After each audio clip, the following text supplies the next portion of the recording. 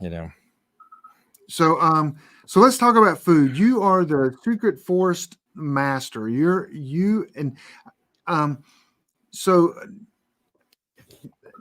don't hate me, Rick, but on my land currently, I have so much canopy of trees, I can't even use a sun oven on my own property. I have to go out to the road within 5 feet of the road to put my sun oven out to cook food. And that looks kind of odd to my neighbors when they're driving by and they see this satellite looking dish kind of thing as I'm cooking. But you are the king of gardening. So when you started this, you were a business guy. How did you all of a sudden go, hey, I need to grow food. Hey, I need to make it where it kind of blends in with the forest. So tell us how all that kind of happened. Well, um, I I lived in New Hampshire for a number of years, and I had apple orchards there. And I did everything. I was kind of a gentleman farmer, and I did everything according to conventional wisdom. And I sprayed pesticide every 10 days and after every rain. I used fertilizer, or I used weed killer. I had all my trees growing in straight rows. It was all one single crop with all the same apple trees. Um, and with grass growing in between and the leaves touching between the apple trees. And little did I realize that the grass sucked up the same nutrients the apples needed. And I still had scabby, wormy apples no matter what I put in there for chemicals. So it just didn't make a lot of sense to me. And I spent a lot of time, and then I did the same thing when I was in Florida, with citrus. Um, so when it came time for us to move to our final retreat, so to speak, I said, I'm going to try this permaculture stuff because I've been reading a lot about it. And, there would be these 400-page books written by university professors, and they just Mm-hmm. were a little hard to understand. But I kind of picked them apart and I made this little plan and said, I'm going to grow them on the south side of this mountain that we bought because that's where the most sun is going to be. And I'm going to put terraces in so I can maximize my space from a geometric standpoint. And it's, the as ink is, and many of the people in China grow their food on terraces on the side of mountains. So I said, well, let's see what we can do. And I decided that I would do I would have these little mini ecosystems. And so let's take a fruit tree, for example, a nut tree, and that grows up and then eventually grows out. And underneath that fruit tree then becomes shade. It's got a canopy. So then there's certain types of plants that enjoy that shade, and there's a symbiotic relationship between the two, and they share nutrients together, and they both do better together than they do by themselves. And then you've got this tree, and outside of that is full sun, and that's where you plant your shrubs, your blueberries, elderberries, blackberries, those kind of, raspberries, those kind of things. And then outside of that is full sun again. So you've got these sort of concentric circles, and outside of that you put your herbs. So your cooking herbs, your medicinal herbs, and those things flower all year long. They've got little teeny tiny florets, and they attract pollinators constantly, and they also attract the predatory wasps that will kill the bad bugs that you don't want to have on the rest of your fruit. So what Hmm. you've created is kind of a concentric circles, and the outside circle of herbs is like a defensive perimeter around your other fruit. So you don't need pesticide, and you don't need weed killer, because weeds are just misunderstood plants. They're basically pioneer plants, and they'll go in where nothing else will grow. They'll break up the soil. They'll allow nutrients to get into the soil, and water and air. And so it's, when you pull weeds, you're setting yourself back a year, literally. So we allow the weeds to grow in there, and I won't pull anything up. I won't pull any weeds, but I will cut them off. and I'll throw them over the fence to my goats, and they love that stuff. So it's free food for them. And there's, again, symbiotic relationships between all those plants and the other ones. So I've got probably 40 little mini ecosystems on less than half an acre of land on the side of a hill, south facing. And as time goes on, those trees get bigger and they can bear more fruit.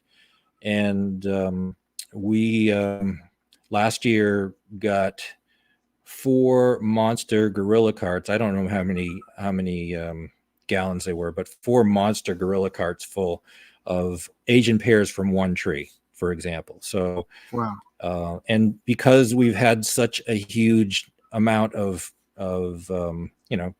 of production, all I do, once I plant it, all I do is just go and harvest. So I'll bring in 6 to 2 gallons of fruit a day. And about halfway through the summer, Jane, whose poor job it is to can, preserve, freeze dry, all of this stuff, she just says, stop. So we do have 3 freezers, and we will put stuff in the freezer, and, she'll pick it up again later in the fall. So to preserve all that. And, we've got 120 animals on the property too. So, we feed our animals, we feed ourselves, and the animals are livestock. And we have Nigerian dwarf dairy goats, so they produce all the dairy milk and dairy products that we would makes every product that you would buy in a store, from cheeses, cheddar cheese, to mozzarella cheese, to cheesecakes and ice cream. Best ice cream in the world, 50% more butterfat than cow's milk. And that's good for you. And if you're lactose intolerant to cow's milk, you won't be to goat's milk. And, we don't put any chemicals in our animals, so we don't get any of that either. So the garden, really, once it's set up and established, it just takes care of itself, and we don't water it. We let nature do that, because these are perennials, so they have a chance to put down deeper roots, and they're not as susceptible to droughts, too much water, too little water, too much heat, too little heat, as your garden variety annual vegetables, which have a 3-month life cycle. So, these you plant once and harvest for a lifetime, and it just keeps getting bigger and just keeps producing more food, which, we have the opportunity to feed ourselves and feed neighbors and our animals as well. So do you guys sell any of it, or mostly store it, eat it, and give it away to friends, kind of? Yeah, it's just not really worth our while to go out there and sell stuff. And then Right. a lot of the stuff is got to be approved by USDA and go through all that rigmarole. And frankly, I just as soon not have the government up my butt on any of that stuff. Mm-hmm. So, we just don't. But we preserve everything that we don't use, that year. So we've got a lot of that food preserved, and, we're going to need it sometime. Okay, a couple questions I see here. One is, what do you do about peach tree worms? Do you have peach trees on your food forest? Yeah, we do. I don't have any problems with those kind of things, but I think that's because we take care of those predators. The way I grow food, it's like the Garden of Eden. It's the way nature has grown things for millions of years without man's help. And the reason that man grows things in straight rows is it's easier for somebody to harvest, and they do monocrop agriculture with one crop in a huge area, and that just invites pests. It invites those kind of things. But when we've got those little mini ecosystems, that doesn't happen. We don't really have a lot of problems with pests, and the production is so much that when we do, we might have a few scabs on some of the Asian pears, for example. And because our production is so high, my wife gets really picky now about what she's going to preserve. So she says, I only want the roundest, easiest to skin and peel, pears. So The goats can get the other stuff. The pigs can get the other stuff, and the really bad stuff that already started to burn and rot. Maybe the chickens get.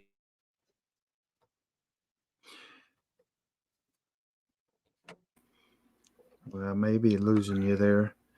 But I do want to answer We still Pistol here? Pete's question. Yeah, you went out for a second, but I'm going to answer Pistol Pete's question because I know Pistol Pete.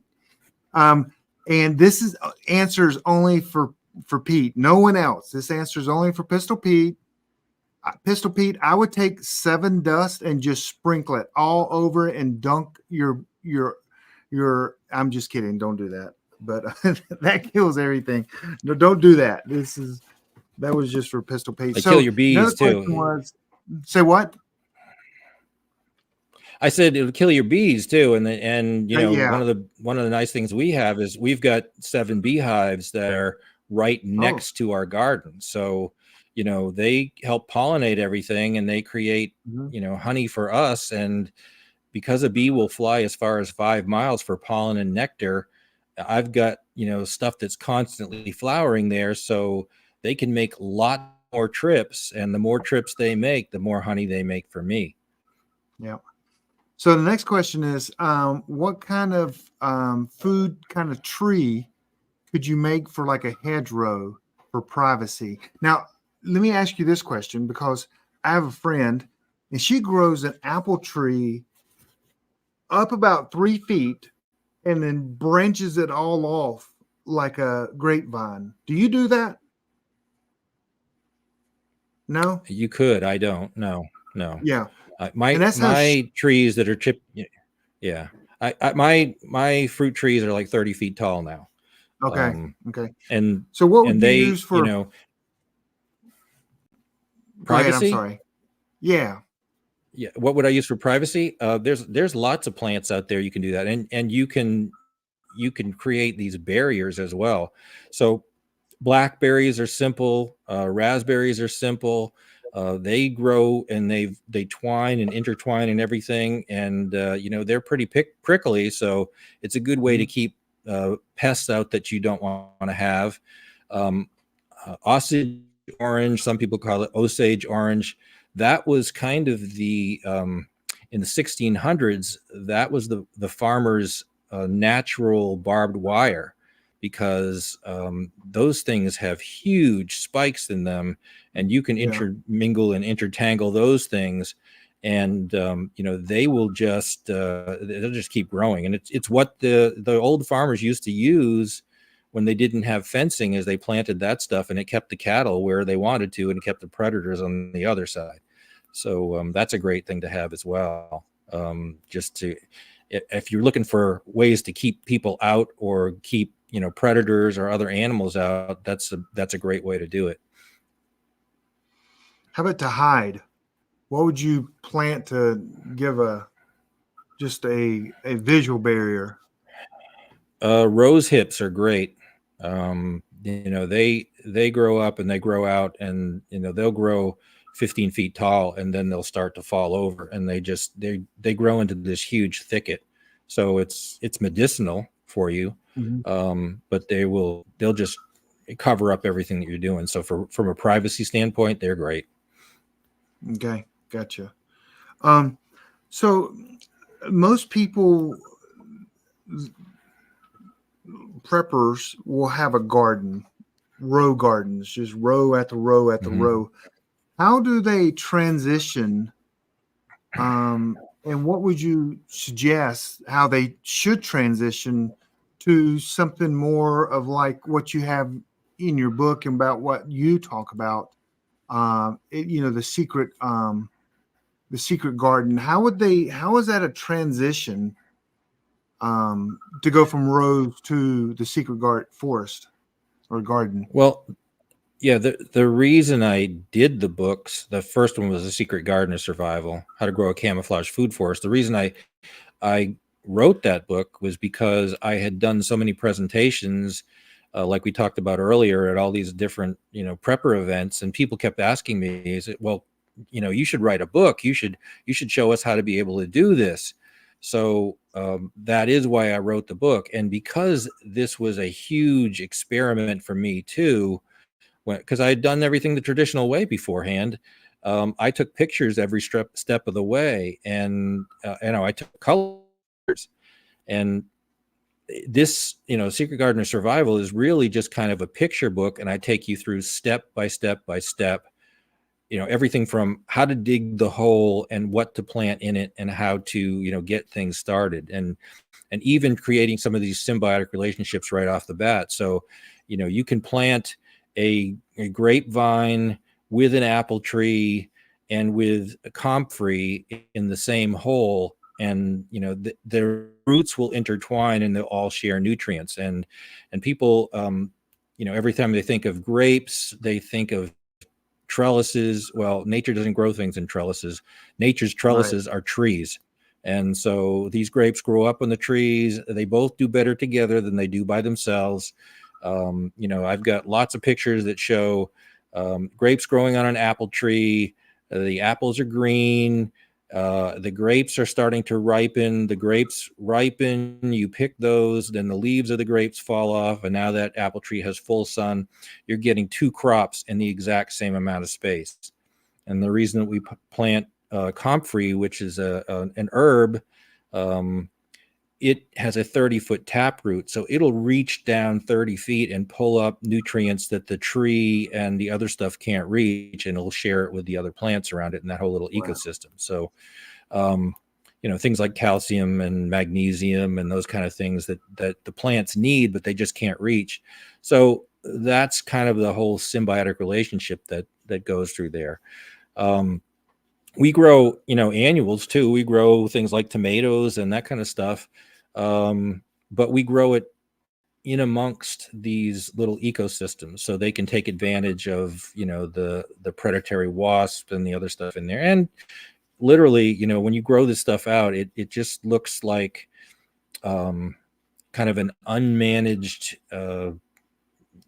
forest that just kind of things just kind of took over. So it's not clear to anybody walking by that you've got food growing there until stuff starts to ripen and apples turn red, or whatever it is you've got starts to ripen. So when everything's still green, people have no idea that you have food growing there. And in today's world, most people don't know what food looks like unless it's in a package with a label on it anyway. They grow it in the grocery store, don't they? Yeah, right. Oh, the stuff that they grow in the grocery store, it ain't real. I'll tell you. I've seen strawberries in Walmart that are like huge, and I'm going, there is no way that's a natural strawberry. It's genetically modified or something, or they just pump the thing up full of drugs. But when you open up something like that, it's still all white inside, and it's just kind of bland. And it never ceases to amaze me when people come here and we serve them a meal of the stuff that we make, including desserts that have fruit in it and, peach cobbler or whatever. And they have the strawberries that we grow, and it's like they're tasting food for the first time. They just haven't had that flavor, because the way we're growing food these days, not only have we got pesticides and everything else in it and it's genetically modified, but they're growing it in, they're constantly growing it in the same soil. So they're losing key nutrients that you would have in there otherwise. And there's been a study that shows that there's a third of the nutrients in our food today that there was in the 1960s. So, and that's why. And people, we wonder why we have such an obese society, but your body is telling you that, hey, I'm missing something, just keep eating. And that's why. I read an article several years ago, and you probably know the facts on this, but the article stated that in your average grocery store in America, if you go and pick up an apple, that apple was actually picked over a year ago. And I don't know, I don't know, but the average, and y'all can look it up on the internet, verify what I say, but the article said that the average apple in any grocery store was last year's harvest, It's never this year's harvest, Mhm. because look at apples. I mean, apples. I mean, apples will. I mean, apples aren't being picked in 90% of America from here until next what, Right. October, September. So they're at least about a year on average old. And so anyway, um, so with your so tell us like the variety of fruit and vegetables you grow, and because you said a half acre, everyone has, well, I won't say everyone has a half acre. I'll say a half acre is not that big. No, it's not. And what kind of name some of the things that you grow, if you don't mind. I mean, just I want people to know that you can grow a lot of food in a half acre. Right. Well, the beauty of this system too is not everything gets ripe at the same time. So if it did, there would be no way I would be able to pick everything. Mm-hmm.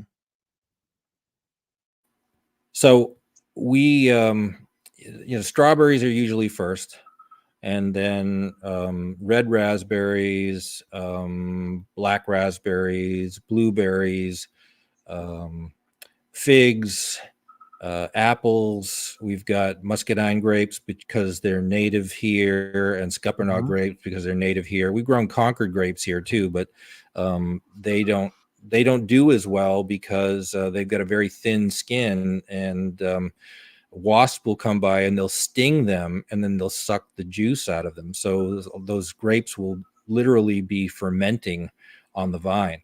So we try to get stuff that is indigenous to the area as well. But we grow, kefir pears and Asian pears, which are like a cross between an apple and a pear. They're round like an apple, but they're hard like a pear. Those are very hardy for here. We grow a number of different peach varieties as well. And I've got videos online that show that I've got, trees where they are so um, laden with fruit that the branches are laying down over me, and I'm standing inside this giant canopy, and I pick 5 gallons of peaches in 15 minutes. um, that's a good harvest. So and we've got hazelnuts, and we've got walnuts and black walnuts, and we also grow all of your regular garden variety vegetables. And we've got our greenhouse, which is a year-round greenhouse, my secret greenhouse of survival. It's an insulated greenhouse, and we grow exotics in there that we wouldn't be able to grow in our environment, because there are times that we get 33 degrees below zero in the winter with a wind chill factor where we are in the Appalachian Mountains. So we're growing your sort of salad type vegetables in the greenhouse, and we also grow things like Myers lemons and coffee trees and stuff like I was that. going to ask you about that. So I saw the video of you building this, your greenhouse. I think you put that online, and then you were growing coffee in there as well, and you're still growing coffee inside of there. yeah, yeah, yeah. How many times has anybody ever said they'd kill for a cup of coffee? Well, in a grid down situation, we've got coffee, and it's good for us. It's good for morale. It's good for our Mm-hmm. prepper group or whatever you want to call us. So Mm-hmm. when you can't get coffee, we're going to have it, and it's one of those items that if we got into a barter situation, I could barter that. I would much rather barter coffee beans than bullets that they can shoot me with. Yep. So, a question came up: how do you keep squirrels from eating peaches? I mean, I'm sure Survivor Jane's out there with her 22, and that's dinner for Sunday night, right? Um, well, that I had a problem early, and because we cut this thing out of 75-year-old or 75-foot tall oak forest, so a mature oak forest, and then we put this kind of right inside of it. So we cut a half an acre out, and you were still, all that's still on the mountain. So, there were deer going through, that was through their trails there. We've got squirrels, we've got raccoons, we've got possums, we've got a lot of potential pests for our foods, as well as predators for our other animals. And we've, like 3 years ago, I watched as a squirrel was up in our peach trees, and I'm going, what the hell is he doing up there? Because everything was just blossoming at the time. So there were just flowers in the trees, and the damn thing was eating the blossoms. Now, if you understand anything about fruit trees, they blossom once, they don't blossom twice. And, whatever blossoms, whatever is pollinated, ends up being fruit. So those damn squirrels were eating the fruit before they were even allowed to be fruit. And I said, okay, this has got to stop. So I got an air rifle, and that just didn't work. And so I bought myself a old standby Ruger 1022, and that does the job. And then it got to a point where I had to reach out and touch them. So I learned a lot about optics, scopes and that sort of stuff, because if you realize that a squirrel is like 3 inches tall when it's on all fours, and you've got to reach out 60 yards, and my gate, for example, is 63 yards from my window. That thing is just teeny tiny, so you kind of need a scope to see it. And when people talk about something squirrely, well, that's because it hops and it stops, and then it jumps and moves in different directions. So you learn to be a marksman. I like to say everything I learned about shooting and optics I learned from squirrels, because if you can take out those little guys, then you can take care and dispatch the other predators that we have too. And because we have chickens and ducks, we're in the Appalachian Mountains. We have every predator in the western Appalachian Mountains here. So we close all of our animals up except for the pigs, because nothing bothers them at night. So we bring everybody in, lock them up. But I still have motion sensors that are sound sensors and light sensors, and I've got different zones. So if something's over by the chicken coop that shouldn't be there, that's like 33 yards from my bedroom window, and I've got a clear shot at it. And I've also got a thermal scope too, because they can't hide from you with thermal. Night vision, you may or may not see something. Just depends on if there's any ambient light at all. In the fog, you see nothing with night vision, but with thermal, they can't hide. I mean, just you can see a heat signature anywhere. So up around where you guys kind of live, there's been a lot of reports of bears up there. I've read this year. Yeah. Have you had any issues with them? They've torn some stuff up, and we've seen them on game cameras. So I am concerned about them, but we haven't had an issue with them. We have lots of coyote issues, and that's the biggest problem. And they are, they're not a cute little dog. They're not, oh, how can you possibly shoot one of those? Well, I will tell you that if you've ever seen, and there's plenty of videos out there of a coyote taking down sweet little Bambi deer, and the deer is still alive, and the coyote's got his head inside of the deer and eating the organs while that deer is still alive and in shock. So it'll do the same thing to goats, which, I've got dairy goats, and we've got rabbits, and we've got, ducks, and we've got chickens. So I have no love lost for that animal, because they really are an invasive species. They were originally out west, and now they've moved here, and they're they'll eat just about anything, including cats and dogs and whatever else. But yeah, so we're always on the lookout for them. Most of the time they're hunting at night. and they're not an issue because we got everybody locked up. But you do see some in the day, and when they are in the day, that there's something wrong. I saw a game camera that showed a coyote and it was limping during the middle of the day. Well, that's injured. It's going to go after the easiest prey that you can get, and that's livestock. And when they have kits, in February, the first thing that they teach their young to hunt is livestock because it's the easiest thing to catch. Right. So you got to protect your stuff. You got to protect your own well-being as well as your animals. So You have chickens. Do you have ducks too? Yeah, we have ducks. They're an integral part of my garden system because they will eat the bugs and slugs and snails that I don't want to have on the rest of my fruit. They'll walk through and they will fertilize behind them, and they turn those bugs and slugs and snails into protein for me. So we've got khaki Campbell ducks, which are the most prolific egg-laying fowl in the world. They produce 300 eggs per duck per year, and they're like 1.5 times the size of a grade A extra large chicken egg.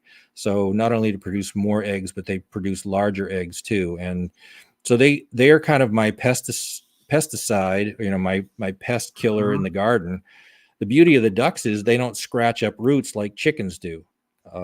If you have chickens and they're in a contained area, you realize they turn everything into a desert pretty fast. Right. Because they just keep scratching the same spots over and over and over again. So, I've got chickens. They're in a separate area, and they kind of move them around, but they're all contained in fencing, and I've got electric wire running over the top of all of my fence because predators look at fence as a ladder, and they'll climb up, your raccoons and your possums and that kind of thing. So they get shocked when they reach the top, and that most of the time will stop them. Do you, with all this food and with the amount of eggs you're talking about, do y'all have a freeze dryer? Yeah. That was, we got it 2 years ago. I resisted it for a long time. But yeah, because we have the eggs, and we tried every way to preserve eggs, from the water glass stuff to the oil, mineral oil, and they last about 6 months. And then, at some point in the pantry starts to smell like rotten eggs, because that's what it is. And Jane and I point at each other and go, okay, it's your turn this time to find where it is. So she was dehydrating eggs for a while, and the dozen and a half eggs, so 18 eggs, those kind of cartons. Well, 6 of those, if you dehydrate them, will fit into a small sandwich bag. So that's a lot of protein that you can carry around with you, or in your bug out bag or whatever. It's easier to store, and it doesn't, you don't have to worry about it breaking and going bad. So we're doing that with freeze drying of eggs as well, and we've freeze dried meat and everything that we've got. The biggest problem with the freeze dryer is, when they sell you on the fact that you can freeze dry stuff, they tell you, well, it's only like 24 hours. Well, it's never 24 hours. It's always longer than that. And there's a certain amount of power that those things take up. They tell you that, but what they don't tell you is they generate heat. And so now, if you're trying to keep your house cool, you've got to spend more money on power to cool off your house. So we've developed systems where, we try to. No, they're not. No, they're not quiet. But so, but it's just another way for us to preserve stuff. So. Yeah. Okay. Someone asked about if you had any goose or even a peacock. I heard a peacock is good for protection around like a garden and farm. Do you have any of them? A goose, or even guineas, or not guinea? Yeah, guineas allowed. Yeah, they're a good watchdog, so to speak, but they are so loud. I mean, first of all, there's a farm down below me, and they are a long ways away. And when those guineas go off, it's like, man, that is just annoying as hell. and it gives away your position. If you're Right. trying to be discreet, they are not discreet. The same thing with Yep. roosters. You can hear a rooster from 5 miles away. If we're in a Yep. situation, we're in a grid down situation, and there's no cars running, and there's no motors running, and it's just quiet as nature can be. They can triangulate your position just by following that rooster crowing. So roosters will be the first animal that I kill in that kind of situation. But geese, we've looked at it because the geese will get along with the ducks. But we really haven't had an issue with, and we have a lot of birds of prey here. We have a lot of hawks, but no one's really touched the ducks because they're kind of a bigger duck, these khaki Campbells. And geese are aggressive. I mean, they're aggressive toward you, your owner. And the reason that they come up with the term being goosed is because they're just about that height. So they can grab you by the fly, and it's not a fun situation. So it's Well, so yeah, we just decided against geese because and we're looking, the animals we have are all very small, very sustainable, don't require a lot of feed, don't require a lot of space. Rabbits are the best source of protein you can get, and you can grow those guys in cages, and you could create, three girls and one boy will produce 90 full grown rabbits in a year. And you can yes. do that Yep. in a garage if you want to. So Yep. I grow rabbits. I love rabbits. They're easy to grow. They're easy to dispatch. And I actually did a class one time of and oh yeah, I mean, we're all preppers here, but a class at Uwharrie National Forest. I bet people I could have a rabbit on a grill in 1 minute and 30 seconds while teaching a class, and I did. I was teaching a class in 1 minute and 30 seconds. I had that thing finished, taught everyone how to do it, and it was ready to go. Well, I don't want to end with you, but I do want to tell everybody, hey, you can get these books. Rick, what's your website when you sell books? I want people to go to your website. What's your website to buy books? It's secretgardenofsurvival.com. So secretgardenofsurvival.com, all run together. And that will give you links to the different books. It'll take you to videos. It'll take you to, my YouTube channel, where I've got, 175 videos on the stuff that's not included in the books that you can see kind of, more advanced classes, or you can see things kind of in different stages, from at different times of the year. And it'll take you to social media as well. So you kind of get an overview of what the garden's all about, and the livestock book is all about, and the greenhouse is all about.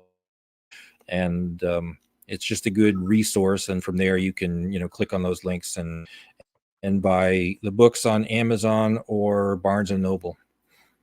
Okay, I'm gonna get someone to post that link. They'll post it in a minute.